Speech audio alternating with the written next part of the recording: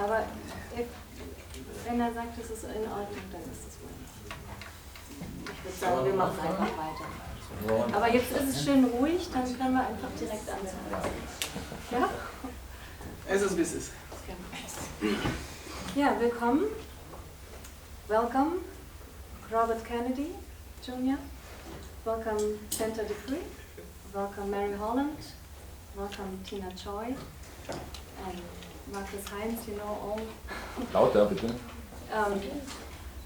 First of all, I would like to say thank you that you found the time during this weekend.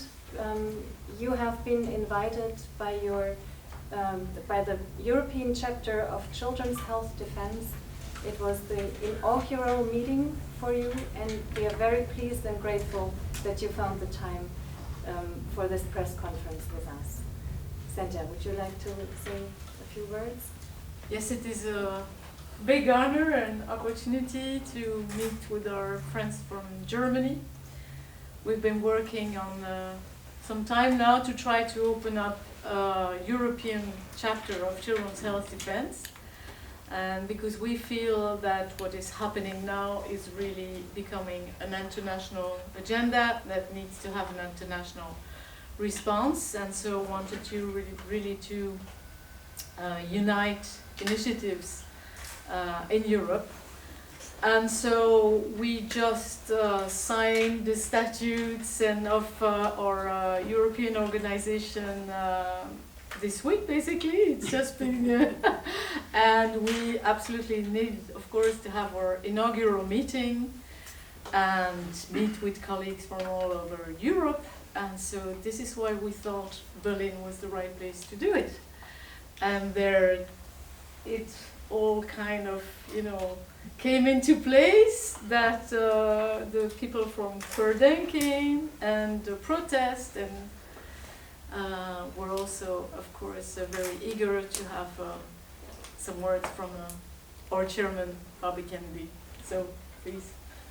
Thank you, everybody, for being here. I'm very, very impressed with the number of cameras in this room. I think this is more cameras and reporters than I've seen in 15 years of doing this work. And one of the most, I think, alarming features of this rise of medical totalitarianism, of digital totalitarianism, has been the capacity of the pharmaceutical cartels and for the big digital companies to control the flow of information. And that's something that I think grassroots groups that challenge official orthodoxies are running across this information age tyranny everywhere that we go. My father and my uncle strongly believed that democracy can only survive if we have the free flow of information. And at that time, we had more limited international and national vehicles. We had 3 television networks in the United States and 1 public information network, and then we had many, many radio shows.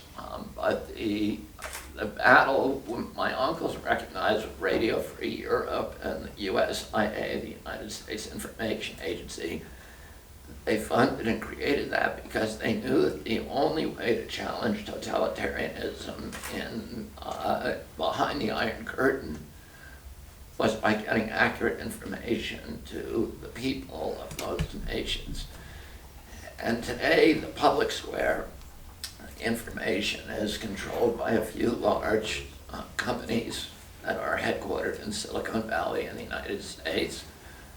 Those companies have very, very strong alliances with the pharmaceutical companies. Google, which actively censors information of the kind that we're trying to get out, is a vaccine company.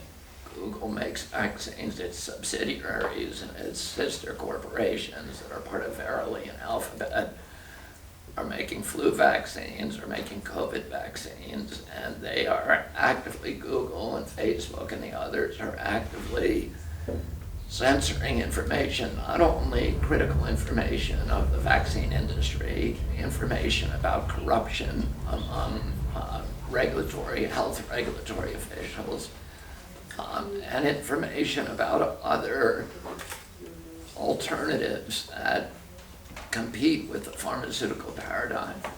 Google actively censors information about chiropractors, about holistic health, about functional medicine, about integrative medicine, about drugs like hydroxychloroquine, which are for which the patents have expired. And I'm not here to say that hydroxychloroquine works or it doesn't work. We need to look at science for that. What we do know is that the science is being suppressed and the science is being fixed. And that should offend every American, every European, everybody in the world who cares about democracy, about human health, about freedom and independence. There was a big battle at the beginning of American history between some of our greatest leaders, Madison and Adams on the one side and Jefferson on the other. And Madison and Adams believed that only people who owned land should be able to vote, property owners. And Jefferson said, no, everybody should get the vote. By everybody, he meant all white men, but everybody. And Madison and Adams were not anti-democratic and they were not snobs. They understood that only people who owned property were educated. And they believed that if democracy were handed over, that the vote, the franchise was given to people who did not have education, that they would easily be seduced by demagogues, that they would be bribed and blackmailed by corporations, and that they would be talked into ruling, and they would be frightened by unscrupulous politicians and authoritarian elements, and that fear would cause them to voluntarily relinquish the Bill of Rights that the American revolutionists had shed their blood to make into a constitution. And Jefferson agreed with them. And he said, you're right, an uneducated public will quickly give away democracy. He said the remedy for that is not to deprive the public of its right to vote, but rather to forcibly educate them. And so the United States, the first 13 colonies, were the first nations in the world to have mandatory public education. And on Jefferson's gravestone, it does not say author of the Declaration of Independence. It says founder of the University of Virginia, because he understood that an educated, informed public was the only thing that holds democracy together. And today, the public square, the area that we all get our education from, is controlled by a few billionaires from Silicon Valley. And people say, well, who's behind? I don't know whether the pandemic was planned. I don't have the information. Whether it was deliberate or whether it was an accident or whether it was just a wild virus that escaped. What I do know, and what should be obvious to every single person, is that it has become an instrument of convenience or authoritarian elements who are using it to generate fear and clamp down to justify the clamping down of authoritarian controls all over our society. And the question is, who's behind it? And the answer to that question is always the same. Quo bono. Who's benefiting? Oh, who is benefiting? Who is getting richer while the middle class in our nations is being obliterated? It's Bill Gates, it's Mark Zuckerberg, it is the people who own Google, and all of these companies are part of not only propagating and promoting and the quarantine, the lockdown, that is making them rich. They're also censoring criticism of those policies actively and censoring questions that legitimate questions, rational, calm, legitimate questions that the public wants to ask about the relationships between the regulatory agencies and the pharmaceutical companies, and about the policies, the wearing of masks, of which there's legitimate question. We don't take a position on the wearing of masks, but we do publish the science. And I can tell you that the science is not unambiguous.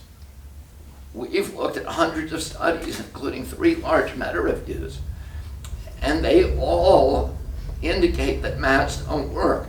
There are studies that say they may work, and we don't take a position on it. But people ought to be able to talk about those things. People ought to be able to question them. People ought to be able to write about the contrary science. We ought to be able to debate about hydrochloroquine. We ought to have these debates about the lockdown, the quarantine. Nobody's asking critical questions. Is the quarantine going to kill more people than the COVID? Yes. Why has that question never been asked? We have very good studies from the 1980s in the United States that show that unemployment kills people. Every 1 point in unemployment in 1982, there's a very, very solid study that has been cited hundreds of times in the literature, peer-reviewed study, that shows that every 1 point of unemployment kills 37,000 people. And this was in 82, when our population was 43% less. So you need to almost double that. So every point in unemployment kills 60,000 people. And it went through, how did they die? Well, at that time, 9,000 of them were dying from heart attacks. 900 were dying from suicide. You can read the study, which is posted on my website, and it tells how all those people are dying. In addition to that, there's 4,000 extra imprisonments, 3,300 extra admissions to mental institutions. And we're seeing today that we could be driving unemployment rates up to 20 or 30%, 20 extra points, 30 extra points. You're talking about millions of people dead from those causes. In addition to that, we have something they didn't have in the 1980s, which are these profound and deliberate injuries to the supply chains for foods and medicines. Those are going to kill people. Isolation kills people. In England, in 5 weeks in April and May, there were 30,000 extra deaths in senior centers, in nursing homes. But only 10,000 of those were from COVID. 20,000 were from isolation. Elderly people who didn't see their doctor for hypertension, for kidney dialysis, or aches and pains that turned into something lethal for them. Senior citizens whose families couldn't visit them, and so they were being abused by healthcare workers. They weren't getting the kind of care that they needed. According to the World Health Organization, 2 months of quarantine will add 6.3 million cases of tuberculosis and 1.5 million people dead from tuberculosis. That's more people than will die from COVID. These are questions that need to be asked. They need to be debated. And I'm so happy that Children's Health Defense is now coming to Europe. We have a global opponent. These companies, Glaxo, Merck, Sanofi, and Pfizer, are global companies. They have made a concerted effort to subvert democracy in every nation of Europe and every nation around the world, and they own our political leaders. And we need a global institution that can challenge them. And for that reason, we are now spreading the influence and the networking from Children's Health Defense to Europe as well. And we're very proud of all of our new members in Europe, and we're very proud to launch this new organization, Children's Health Defense Europe, today. Thank you.